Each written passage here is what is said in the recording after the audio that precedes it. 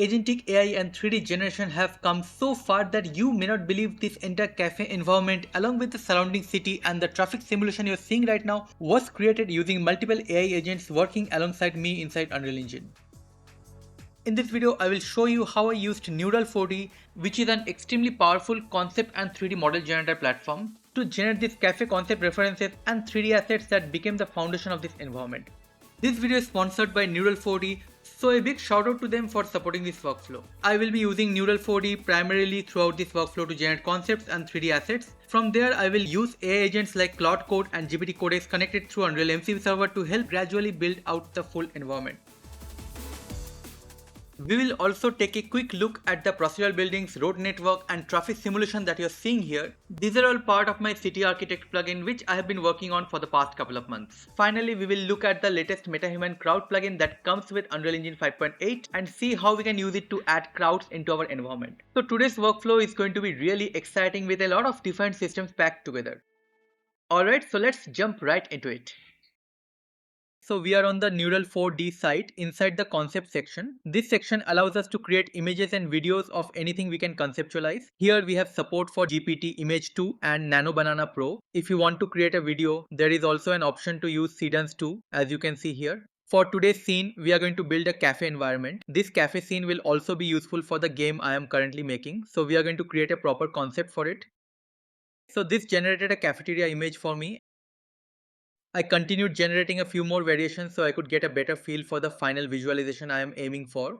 I also generated a few exterior shots so I could understand the building layout from the outside. This one is something I really like. It aligns with how I was imagining the cafe to look. So this is the direction I want to follow. I am going to use this as the main reference. Now in the video generation mode, I want to create a walkthrough so I can get a better sense of how the exterior to interior shot will look overall.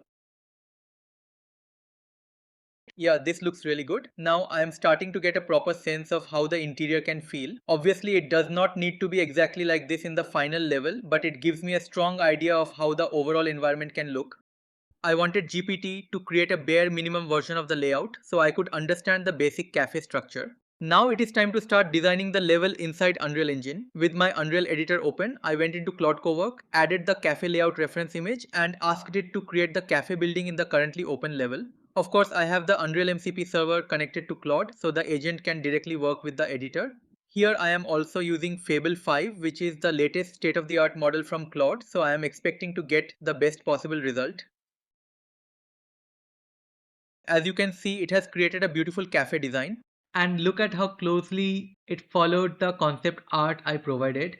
It's not perfectly accurate, but it is close enough to be very useful for level design. From here I can keep iterating. For example, if I'm not happy with the stair placement or any other part of the layout, I can simply ask it to make changes. And it will keep on fixing things that you want, making minor adjustments. Still you can be satisfied with the output you're looking for.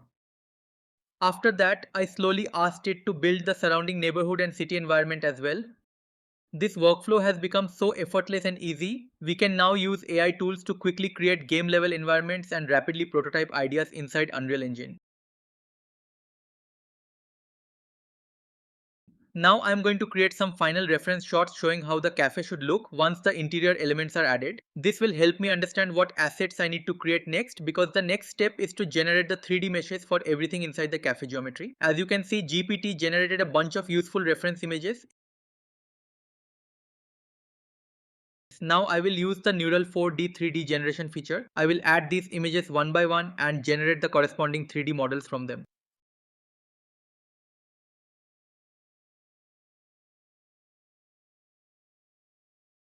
As you can see, the 3D assets have been generated one by one. They look really good and they are also not too high poly. So we are going to use these assets for designing the cafe interior. So I pasted the link to my Neural 4D assets into ChatGPT Codex. From there I asked it to download all the assets, import them into Unreal Engine and organize them inside a proper folder structure.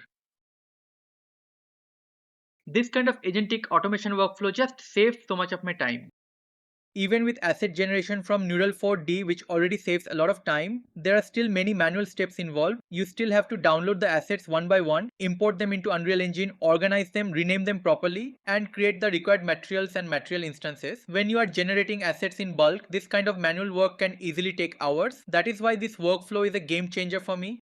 So the assets have now been imported, organized into multiple folders and properly renamed. This is a very useful kind of automation that we can achieve with AI agents. It is impressive how much time this saves, especially for tedious workflow tasks like downloading, importing, organizing and renaming assets manually. Now we can move on to placing these elements inside our cafe. Here in Cloud Code, I first asked it to fill the reception desk area using the relevant neural 4D assets. It started adding details to the desk area and also filled the back shelf with suitable assets. After that, I added the reference image and asked it to match the scene as closely as possible. Now, this is not a one-click solution. You still need an iterative process. It takes multiple steps and several rounds of refinement before you get the result you want. It makes sense to first establish one section properly or create one good preset example and then ask the agent to repeat that same style or arrangement across the rest of the level. With that approach, it can do a really good job. Here I wanted to add some framed wall portraits. Since GPT also has image generation capabilities, I asked it to generate a few portraits for me and then automatically place those portraits inside the wall frames. Yeah, you can see these portraits are looking really cool and the walls now feel much more finished. I have also added a couple of framed portraits on the ground floor wall and they look good there as well. The next thing I want to do is fill up the exterior area around the cafe courtyard. This is the outdoor area where we should be able to see parts of the city and some outdoor seating. GPT still needs some iteration and follow-up commands, but eventually I got a result that looked right. I also manually adjusted some parts where needed. Since this setup creates a lot of meshes, selecting and adjusting every single mesh manually would be very tedious. So I asked GPT to create a set of seating area actor classes along with a seating area manager. Each seating area actor contains a group of objects such as a few chairs and a table. This makes the seating setup behave like a grouped actor, which is much easier to place and adjust inside the level. The seating area manager is responsible for placing these grouped actors in a proper pattern across the exterior area. So GPT started creating the required C++ code and setting up the system. Now as you can see, each seating area is part of a single actor. After that, I repeated the same process for the remaining seating areas across the entire cafe environment. Okay, so here you can see that the seating area manager has been created and it contains multiple seating area actor classes. So let's open one of these actors. These seating area actor blueprints are basically groups of mesh components arranged in a specific way based on what the scene requires. We can adjust those components directly inside the blueprint, and that automatically updates the actors in the level. You can do this for each different seating area and it makes the setup much more convenient. Instead of having too many individual actors in the level and adjusting everything one by one, this approach makes a lot more sense. The seating area manager also has several useful properties. In this example, I want the chairs to face the other side, so I will first adjust the rotation inside this blueprint to make sure everything is aligned correctly. Now the chairs are rotated properly. After that, I can adjust the parameters, change the spacing and control how the seating is repeated across multiple rows and columns. This makes it much easier to arrange repeated sets of meshes in a clean and controlled way.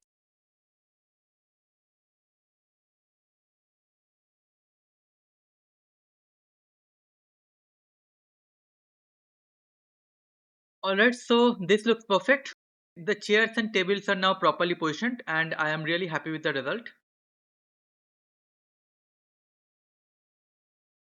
Here you can also see that I have added some foliage. These are mostly Megascan assets along with assets from other environment packs that I have from the marketplace.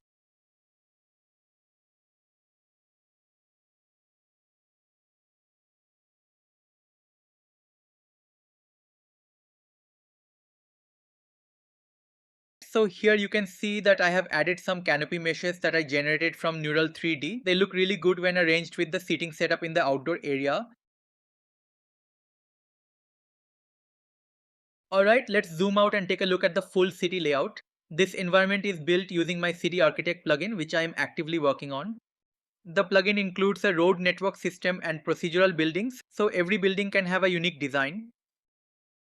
I can quickly show you how this works. This is a custom editor class. From here you can adjust the building layout and it also has many different parameters to choose from. I am still working on some of these features and I will demonstrate them properly once the product is fully ready for the fab marketplace. But even at this stage, it is already a very useful way to create unique buildings for an environment. I am also going to use this system in my own game.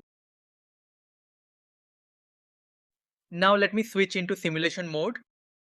Here you can see the traffic system I built with vehicles and characters moving around the city to make the environment feel more active and alive. Now, all of these vehicles are procedurally generated placeholder vehicles. Of course, they can be replaced with real vehicle models later, but for now they work perfectly for quickly visualizing the traffic simulation system. You can see how everything is working together. It is still a basic system, but all the elements are nicely in sync. I wanted to make the whole system feel as realistic as possible. Here you can see how the buses are interacting with the bus stops.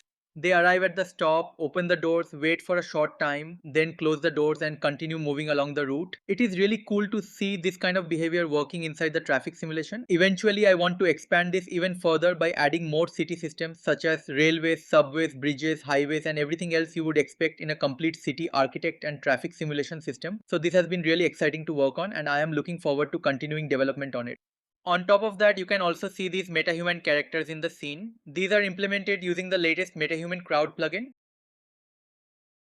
So this MetaHuman Crowd plugin can be downloaded from the Fab marketplace. This is one of the most useful MetaHuman related plugins to check out for Unreal Engine 5.8, especially if you want to simulate a large number of characters in your environment. I may create a detailed video tutorial later where I explain exactly how this system works and how you can customize it. But for this demonstration, let me quickly show you the basic setup. After you download and install it, open the plugins window and make sure both MetaHuman Crowd and MetaHuman Crowd content are enabled. Okay, now let me show you how I implemented this in my scene. These actors are MetaHuman Crowd spawner blueprints and they are part of the MetaHuman Crowd content plugin.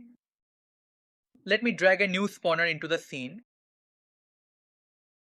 Here you can specify the spawn count. You also need to add the entity types. The entity type uses a crowd config data asset. These data assets can also have an optional parent asset, which contains most of the behavior traits. As you can see, many of the basic crowd traits are already predefined in the parent asset. The state tree is basically the logic system that controls what each crowd character is doing at any moment. Each state can have its own conditions, tasks, and transitions. A condition decides whether a state is allowed to run. A task is the actual work that happens inside that state. A transition decides when the character should leave the current state and move to another one. Let's see what happens when I play in simulation mode. You can see that the crowds are not actually spawning. This is because of the spawn data generators, where the spawn location is being determined by an EQS request, which stands for Environment Query System. So let's look into the query template asset. These are basically EQS assets. If you are familiar with AI and behavior trees inside Unreal Engine, then you are probably already familiar with EQS as well. Here the EQS template is using a simple grid generator. It generates query points based on a specific context, so we need to check which context it is using. For that, we need to look into this environment query blueprint class. Here you can see that provide actor set is using get actors with tag. It is looking for actors with the plaza spawn point tag and returning those actors as the spawn context. So whichever actors have this plaza spawn point tag added, the crowds will spawn around those actors. You can see that these target points have that exact tag. So the crowds are actually trying to spawn around those target points, not in the area where I want them to spawn. To fix this, we need to use a different environment query template that generates points around the querier instead. Here the query I am passing is generate around querier. The querier is the actor that sends the query, and in this case that is our crowd spawner actor. So now instead of using those tagged target points, the EQS grid will generate around the crowd spawner itself. Alright, so you can see that the crowds have now spawned at the location of the crowd spawner actor across the full grid radius. I will explore this system more in the future, and I may also create a separate detailed tutorial where we go through the process step by step and create our own crowd system using the MetaHuman Crowd plugin. Also, don't forget to check out Neural 4D. The link is given in the description. A version of this project is available on my Patreon. It includes the City Architect plugin, the complete city environment with traffic simulation, and the crowd system demonstration shown in this video. So if you are interested in checking out the full setup, you can join my Patreon and become a member. The link is given in the description. Thanks for watching, and if you find this useful, like, share and subscribe to my channel, and I will see you in the next video.